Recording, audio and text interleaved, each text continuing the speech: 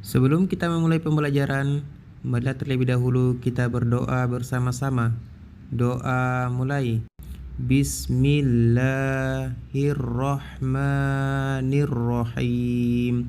Rabbi zidni ilman warzuqni fahman. Ya Allah, tambahkanlah ilmuku dan berilah aku pemahaman yang baik. Amin. Pelajaran yang bisa dipetik dari pembelajaran Asmaul Husna di dalam kehidupan sehari-hari. Ada 4 yang dipelajari.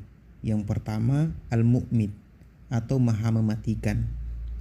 Seperti yang dijelaskan di dalam Al-Quran, bahwa tiap-tiap yang bernyawa pasti akan mati. Sejak kita dalam kandungan hingga kita meninggal merupakan ketetapan Allah yang tidak bisa dirubah. Mau tua, muda, kecil, besar, semuanya pasti akan mati. Misalkan anak-anakku bertanya, kenapa sih Pak Guru Allah jadikan kita hidup lalu dimatikan? Jawabannya ada dalam Al-Quran surah Al-Mulk ayat 2 yang artinya dijadikan mati dan hidup untuk menguji siapa yang paling baik amalannya. Jadi sebelum kita dimatikan oleh Allah, mari sama-sama kita memperbanyak amalan dengan mengerjakan sholat, mengaji, membantu orang tua, menolong teman yang lagi kesusahan, serta kebaikan-kebaikan lainnya sebagai bekal kita untuk dipertanggungjawabkan di hadapan Allah Subhanahu wa Ta'ala.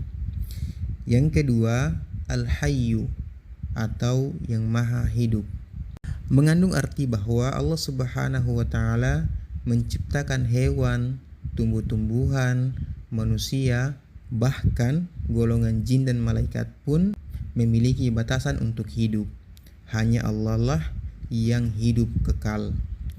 Lalu, apa tugas kita diciptakan oleh Allah? Tugas manusia diciptakan oleh Allah adalah untuk beribadah kepadanya sebagaimana yang telah dicontohkan oleh Nabi kita, Nabi Muhammad SAW. Apa saja itu Pak Guru? Yakni melaksanakan sholat, puasa, zakat, sedekah, membantu orang yang kesusahan, serta amalan-amalan lainnya yang bisa kita lakukan sebagai bekal kita di akhirat kelak.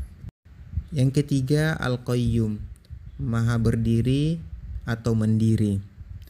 Bermakna bahwa Allah Subhanahu wa Ta'ala berdiri sendiri untuk selama-lamanya. Pelajaran yang bisa dipetik bahwa di dalam menjalani kehidupan kita tidak boleh selalu bergantung kepada orang lain. Contohnya, ketika belajar di sekolah maupun di rumah seperti sekarang ini. Tidak boleh selalu bergantung kepada guru, orang tua agar kita mau belajar ketika diawasi. Seharusnya anak-anakku sudah menyadari bahwa belajar adalah tugas pokok bagi seorang siswa. Dan yang terakhir, Al-Ahad atau Maha Esa. Seperti yang disebutkan dalam Quran surah Al-Ikhlas yang berbunyi, Qul huwallahu ahad. Katakanlah Allah itu Esa.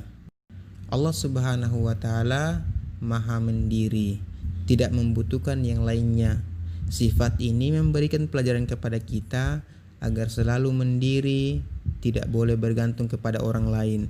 Misalnya saat mandi, makan, berpakaian, mengerjakan PR, menyusun dan merapikan buku pelajaran di rumah dan di sekolah. Inilah pemaknaan Asmaul Husna yang 4, semoga bisa kita praktekkan di dalam kehidupan kita sehari-hari. Selanjutnya kita masuk latihan soal. Perhatikan tabel di bawah ini. Ada beberapa pekerjaan rumah yang sudah Pak Guru siapkan dan tugas kalian adalah mencentang yang mana yang sudah dilakukan selama di rumah. Yang pertama menyapu, yang kedua menyiram bunga, yang ketiga membersihkan tempat tidur, 4 mencuci, 5 mengerjakan PR, 6 menyusun dan merapikan buku pelajaran, 7 membantu orang tua, 8 memasak, 9 menonton TVRI, dan yang ke-10 mengumpulkan tugas. Silakan dicentang. Bagi yang sudah melaksanakan, silakan dicentang dia. Kalau tidak dilaksanakan, centang saja di tidak. Selamat mengerjakan.